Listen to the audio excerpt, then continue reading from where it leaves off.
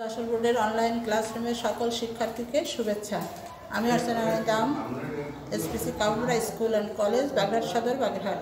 প্রিয় শিক্ষার্থীবৃন্দ, তোমরা নিশ্চয়ই ভালো আছো, আমিও ভালো আছি। আজ তোমাদের একটা কবিতা নিয়ে আলোচনা করব। কবিতাটা ইতিমধ্যে আমি এর প্রেক্ষাপট এবং সাহিত্যের কিছু আলোচনা করেছিলাম। আজ কবিতাটা তোমাদের বোঝাবো। তো কবিতাটা বোঝানোর আগে কবি পরিস্থিতিও একটু আলোচনা করছিলাম।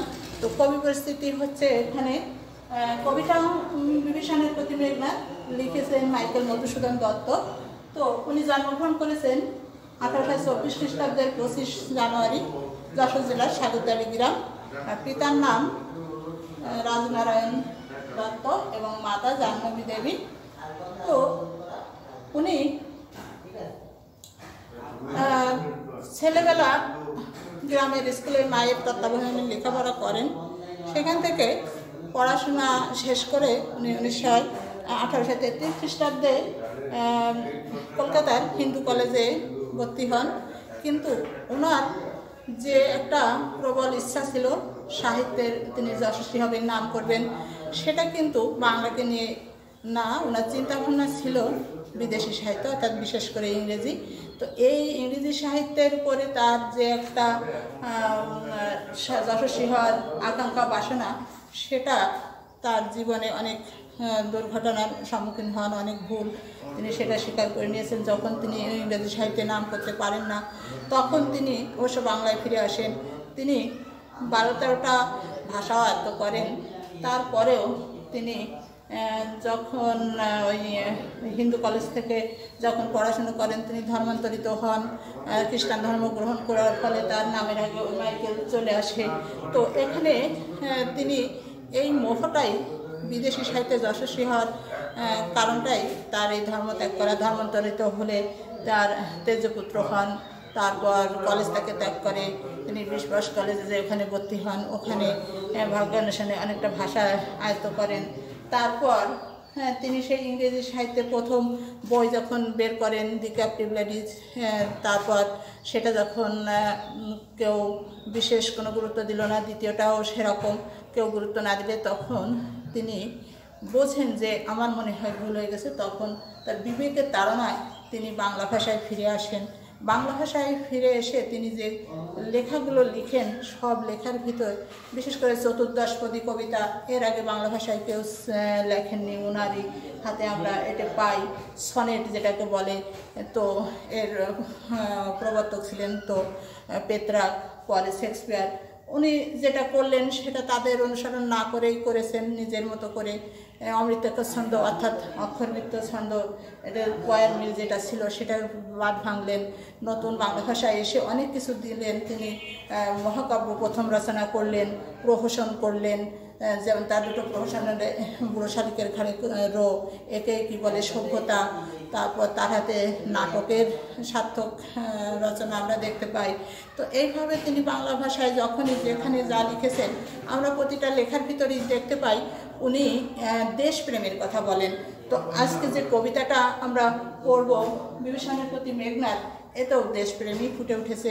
যেহেতু তিনি দেখেছেন যে দেশ, জাতি, জ্ঞাতি এটা ত্যাগ করে কখনো শান্তি পাওয়া যায় না, বড় হওয়া যায় না। তার লেখার ভিতর আমরা সেটাই বেশি দেখতে পাই। তবে তার এই যে কবিতাটা, এটা নেওয়া হয়েছে মেঘনাদ বধ কাব্যের 6ষ্ঠ সর্গের বধ নামক স্থান থেকে, যেখানে রুদ্ধদ্বার নিকুম্ভুলা যজ্ঞাগারে লক্ষণের দ্বারা মেঘনাদ নিহত হন। সেইখান থেকেই এখানে শুরু। এর প্রেক্ষাপটটা আগের ক্লাসে বর্ণনা করেছি। তাহলে আজকে আমরা কবিতাটা দেখি। তো এই যে বিভীষণের প্রতি মেঘনাদ, বিভীষণ হচ্ছে এই মেঘনাদের কাকা, অর্থাৎ রাবণের কনিষ্ঠ ভ্রাতা। আর মেঘনাদ হচ্ছে বিভীষণের ভাইবো, রাবণের ছেলে। তো বিভীষণ এখানে এবং মেঘনাদ কি বলছেন, মেঘনাদ বিভীষণের প্রতি কি কথা বলছেন, অর্থাৎ যেখানে ফিরে দেখতে পেলেন, নিকুম্বিলা যজ্ঞাকার ফিরে যে লক্ষণ তাকে বধ করার জন্য উদ্যত হয়েছে, সেকে দেখতে পেয়ে তিনি যখন বুঝতে পারলেন এ কারো দ্বারা হয়েছে, অর্থাৎ তারই আপন কারোজন, তো তাকে ফিরে বিভীষণকেও দেখতে পেয়ে তার যে কথাগুলো এখানে ব্যক্ত হয়েছে ষষ্ঠ স্বর্গের বধ নামক স্থান থেকে, সেখান থেকেই কবিতাটা শুরু। যেমন এতক্ষণে অরিন্দম কহিলা বিষাদে, জানুনি কেমনে আসি লক্ষণ পশিল রক্ষপুরে। রক্ষপুরে মানে রাক্ষসপুরীতে, এখানে ওই নিকুম্বিলা যজ্ঞাকারকে বোঝাচ্ছে।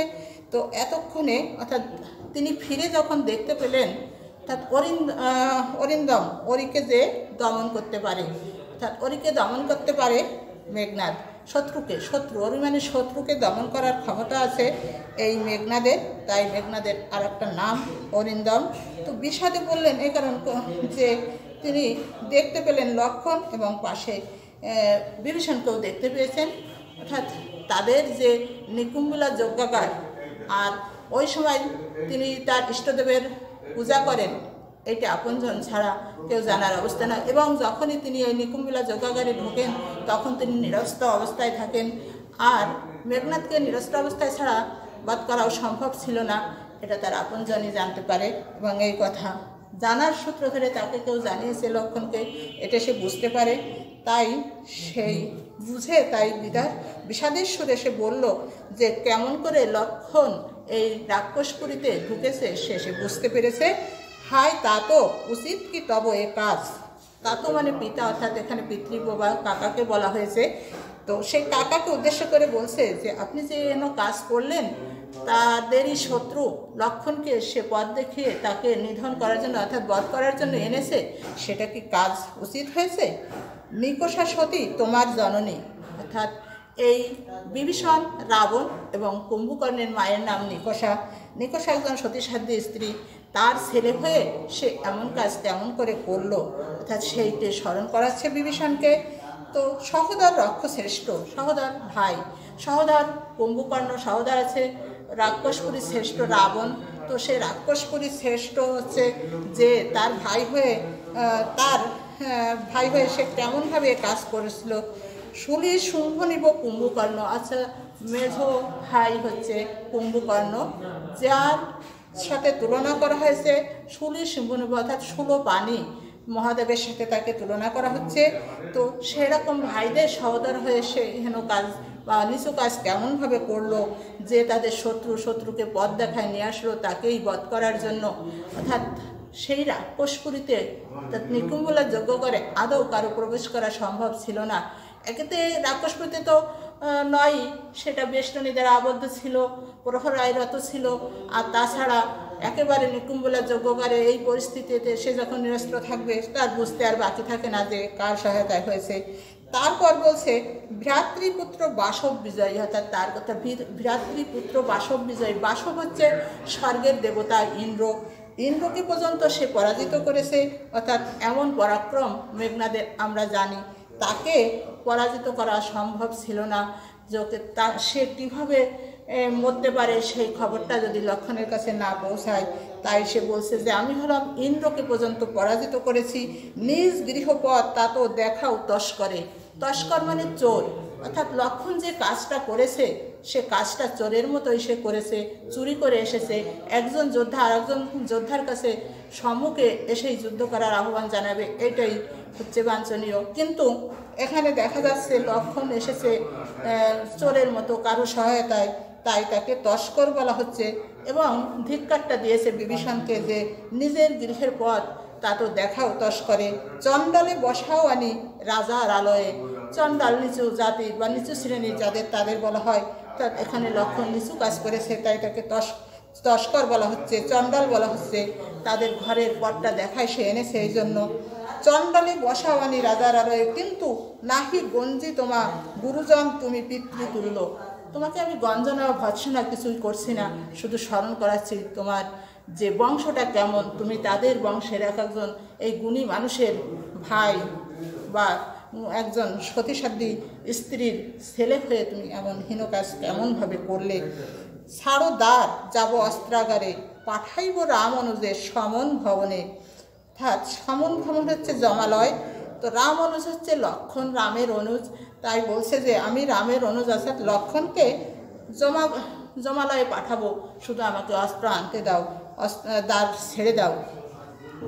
লঙ্কার কলঙ্ক আজি ফঞ্জিব আহবে, আহবে মানে যুদ্ধ দ্বারা ভঙ্গ করবে। এটা একটা লঙ্কার কলঙ্কজনক অধ্যায়, যে কাজটা বিভীষণ করেছে তাদেরই বিরুদ্ধ, তাদেরই শত্রু, তাদের পথ দেখায় নিয়ে এসছে তারই নিজের ভাইয়ের ছেলেকে বধ করার জন্য। তো এইটা যদি কেউ শোনে, এটা তো একটা কলঙ্কজনক অধ্যায়, তাই বলছে যে আমাকে শুধু দাঁত ছেড়ে দাও, আমি অস্ত্র আনি, আমি এই কলঙ্ক যুদ্ধ দ্বারা ভঙ্গ করে দিব। এইভাবে বিভীষণ এতক্ষণ শুনছিলেন কথা। এইবার বিভীষণ বলছেন, উত্তরিলা বিভীষণ বৃথা এ সাধনা ধীমান।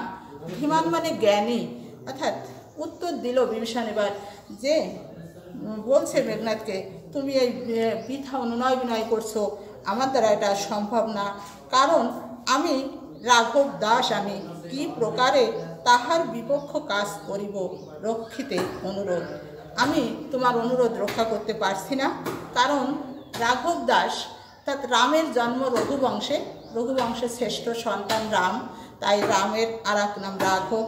দাস হচ্ছে সেবক বা তার সে পূজা করে, তাকে ভালোবাসে, তো সেই হিসাবে এখানে দাস কথাটা আসছে। তাই বলছে আমি রাঘবের দাস সেবক, আমি তার বিরুদ্ধে কোনো কাজ করতে পারবো না, তোমার অনুরোধ রাখতে পারবো না। এই কথা শুনে মেঘনাদ উত্তরিলা কাতরে রাবণী, অর্থাৎ রাবণী হচ্ছে রাবণের ছেলে, তাই মেঘনাদের আর এক নাম রাবণী। আমরা মেঘনাদের কয়েকটা নাম কবিতায় পাবো, এর মধ্যে পেয়েছি বাসব বিজয়ী বা অরিন্দম, একটা নাম পেলাম রাবণী। তো রাবণী হচ্ছে রাবণের ছেলে, তাই তো সে উত্তর দিচ্ছে কাতর স্বরে, হে পিতৃব্য তব বাক্যে ইচ্ছি মরিবারে, যে আপনি যে কথা বললেন এটা শুনে আমার মরতে ইচ্ছে হচ্ছে, কারণ লঙ্কার কেউ হেন কাজ করেনি, তো আপনার মতো আপনি যেটা করলেন এটা আমার শুনেই মরতে ইচ্ছে হচ্ছে। রাঘবের দাস তুমি কেমনে ও মুখে আনিলে এ কথা, তা তো কহ তা দাসেরে। তো আমি দেখছি যে আমি তো আমার আজ্ঞাবহ, আমি তোমার সেবক ছোট, তা তুমি কেমন করে এই রাঘবের কথা বললে, তার বিরুদ্ধাচরণ করতে পারবে না, তুমি তার দাস, তার সেবক, এটা বলা তোমার আদৌ উচিত হয়নি, এটা আমাদের শত্রু, সেই জ্ঞানেই তোমার দেখা উচিত ছিল, যেটা উচিত ছিল সেটাই আমি বলছি শুধু। তো আজকে এ পর্যন্ত ক্লাস শেষ করি, সবাই ভালো থেকো, ধন্যবাদ।